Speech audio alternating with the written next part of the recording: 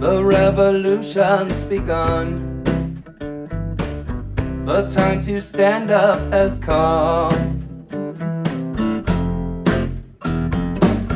We are the rocking of the throne. We are the rocking of the throne. I'm Victor Tiffany, the co-founder of Revolt Against Plutocracy, speaking this afternoon with a candidate for Congress who signed the contract for American Renewal, Kaniela Ling. Kaniela, thanks for joining me today. Thanks for having me. Yeah, Kaniela Ing. Kaniela, I apologize for that. So you signed the contract. Why don't you begin by telling people a little bit about yourself and why you're running for Congress? Okay. I'm an unlikely politician. I don't come from money or power. My mom worked at a Macy's. She sold shoes. My dad was a waiter, an LW member at a hotel. So we didn't have much. Then he passed away when I was around 12. So my mom was left with 4 kids and her grandmother on her own. I worked at the pineapple fields at 14 years old to help with bills. So we relied on Social Security, supplemental income, Medicaid, free school lunch, all these programs that working people are relying on today and are always under threat of being cut. So that's what drives me to really fight for the working people of our state. And I know that the scales of justice have been really tilted against them recently, ever since the Reagan era. So it's really going to take a lot of strong progressives to shift power back from the few to the many. I've been in public office since 2012. At 23 years old, I ran for state house against a Tea Party guy in a Republican district. Knocked on every door, 15,000 doors, and we ended up winning by 26%, despite being grossly outspent. So, I've been unmoored from corporate donors, been able to vote my conscience and vote with the people on the ground, and I want to take the energy to Congress now. Well, that sounds great. You have experience defeating better financed candidates. Tell us why you signed the contract for American Renewal. Well, the contract for American Renewal had all the same sorts of values that I already believe in and the platform plans that I'm running on. So it was really a no-brainer. Before I signed it, I already had most of the points laid out explicitly on my website. So it didn't take much thinking. Why not? It seems like if there's some good energy and people organizing around these issues that I'm already campaigning on, I might as well join them, because this is all about movement building. That's kind of the way I see elected office. It's more of that, we're the last piece of the puzzle, right? We're just a vessel for ideas. And I like to say, like, the wind blows through us like a whistle. We just make the noise, and the wind is the people. So if there are people already organizing, I like to view myself as a movement candidate and join in. Yeah, that's how we see this, as a movement. We now have 61 candidates who have signed the contract. Right on.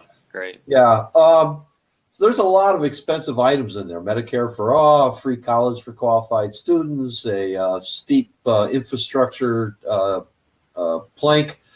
You are a tax and spend liberal, aren't you? That's an interesting question. I don't think you need to tax to spend. I think you can justify spending without having to justify taxation. I think you can justify taxation without talking about spending on its own merits as well. I try to stay away from isms, but I identify more of a leftist than a liberal. A lot of economists out there, especially now, like Stephanie Kelton and Pavlina Cherneva, who I've been consulting with throughout my race, they agree too. Like, taxation isn't necessarily needed in order to do spending. That's not how currency works in the modern post-gold era. Well, we asked that question to see if people understand modern monetary theory or not, and you pass. So, very good. Which of these policy positions on the contract do you think you're going to emphasize the most, whether you're on the stump or you're in an interview like this or local media or even in Congress? Obviously, you have to work on all the ones that you signed up for, but which ones do you are closest to your heart? Which ones do you want to give the highest priority to? Well, for me, Medicare for all was really important because, my father, he, after their fourth kid, like my brother was born, uh, he decided to quit his job as a waiter and start this financial service business where he kind of sold insurance. He was a Republican, so he kind of blamed his own lack of work ethic for any of his failures, even though that he was working like 60, 70 hours a week. Uh, but it didn't really get off the ground within the first couple of years. So he wasn't making, enough. We were relying on Medicaid, but he didn't have insurance. So he neglected to go to the doctor, even though he had really bad migraines. And it turned out it was a brain aneurysm. So that's really personal to me. I was able to come out the other side of some hard times, but so many others have not. And my story, it was hard for us, but folks are dealing with much worse today. Under the current system, the ACA, the Affordable Care Act, Obamacare was a good step, but it didn't go nearly far enough. So this is really important to me. Second, getting money out of politics. I think that's the one reform that needs to happen. It's the one reform that makes all other reforms possible. The reason why Medicare for all isn't happening, if we're realistic, is because of the insurance lobby and the pharma lobby, and these people that politicians rely on in order to continue their careers. But from my first race in 2012, it was my mantra that elections should be about big ideas, not big checks. So that's why in our campaign we have over 4,000 small dollar donors, and we're not taking any corporate money, so people know that I'll never sell out, that my values cannot be bought. So, and there's so many candidates across the nation now campaigning the same way. So I won't be alone when I get in, hopefully, and we can really shift power from the privileged few back to the many. That sounds great. You're speaking our tone. We are a revolt against plutocracy, after all. How do you expect to deploy this contract? Do you have it, for example, on your website? Do you bring it up during other interviews or debates with the other candidates? How do you make use of the fact that you're a CFAR candidate?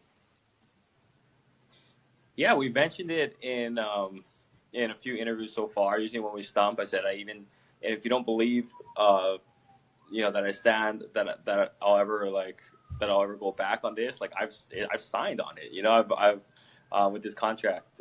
So I try to talk about it every chance we get. Yes, it's too late to go back. Yeah, exactly. So how are you going to use it? You mentioned that you're going to use it in interviews. Any other way? You're going to send out a press release? Do you expect to use this in other ways between now and, say, your primary? Yeah, we did like a small local press release, but we can do another national ones and see if it sticks. I imagine if we do it with like a bunch of other candidates, it might we can pitch it to certain reporters that might be really interested. Okay, that's great. So one last question. Tell us why voters should support you in the primary and not, say, Donna Kim or any of the other Democrats who are you're running against. Okay. I mean, I have a lot of respect for my opponents. They've been or at least Donna has been in public service for pretty much as long as I've been alive. But I'm a musician. When I first started playing classical guitar in college, my teacher said, I was like showing him like how fast I could play and all these cool things, and he's like, "It sounds horrible. You're doing it all wrong." So just because I had 12 years of experience playing guitar, didn't matter if I was playing wrong in his eyes. And I think that's how a lot of the people in America feel right now about their politicians. That they have 20 years experience, but they've been doing it wrong. Like, it's not enough to just, everybody talks about fairness and like finding the middle of the road solution and based on compromise. But that's great, but you can't compromise with the uncompromising. The Republicans have shown time and time again that they're not compromising in good faith.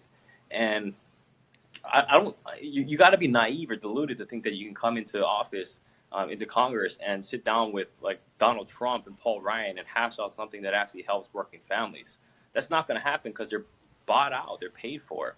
So what we need to do is what Ted Cruz did in 2010, where he was talking about repeal and replace Obamacare and building a wall, and everybody was laughing at him because he wasn't part of the Gang of Eight, like negotiating. But as soon as Republicans got back in power, they adopted the whole Cruz agenda. So why aren't we doing that? Why aren't we taking a hard stance on the values we believe in at least as a negotiating point? So if we are to move incrementally, we're not thinking incrementally. And I think that's the difference between me and my opponents. They think that it's enough to just bring everyone to the table and figure out what's fair for everyone. But when you do that, whoever has the biggest bags of money and the best lawyers at the table end up winning. So as a progressive candidate, it's my job to expand that table and really make it more fair, so it's not weighted against the working people of America like it is today. So I'm the only candidate campaigning on Medicare for all now, not eventually, legalizing marijuana, debt-free college. I'm the only candidate not taking any corporate money. And if you look at our histories, even not just progressive issues, but baseline democratic issues, I'm the only candidate who has stood on the right side of marriage equality, reproductive freedom for women, and criminal justice reform. One of my other opponents, Doug Chin, he was the chief lobbyist in Hawaii for the Corrections Corporation of America, a for-profit prison. And that should be a disqualifier to run as a Democrat. Like, that's absurd. Like, we shipped 1,700 prisoners to Arizona from Hawaii to a for-profit prison. And he was their chief lobbyist. He wanted to build another private prison in Hawaii, and I had to fight against it. He was on the opposite side. So it's really personal to me. 70% of those inmates are Native Hawaiian. 3 of them are my cousins. So, it's easy enough to check the boxes of what it means to be a Democrat. What sets these Project for American Renewable candidates apart is that we're willing to have those uncomfortable conversations about what the next set of boxes will be. Yeah. And that's the definition of what progressivism is. And of course, our idea this year to help you and other CFAR candidates is to make this not a blue wave election at all, but come November, we intend to make this a populist wave, using the CFAR as the rallying cry, just like the Republicans used contract with America in 1994 to take the House. We want progressives and independents, Democrats and Greens, regardless of party. This is transpartisan strategy. Yeah, we want this to be a populist wave election. So best of luck to you. We'll keep our eye on you, and we'll be supporting you with some email blasts to Hawaii in the coming days. Oh, thanks so much, and thank you for this interview. Revolt Against Plutocracy won't just be covering the news about the necessary revolution in the United States. Sometimes we'll be making the news. If you want to stay on top of the revolutionary actions and strategies of grassroots, genuine progressives, and our allies, please subscribe to our YouTube channel today.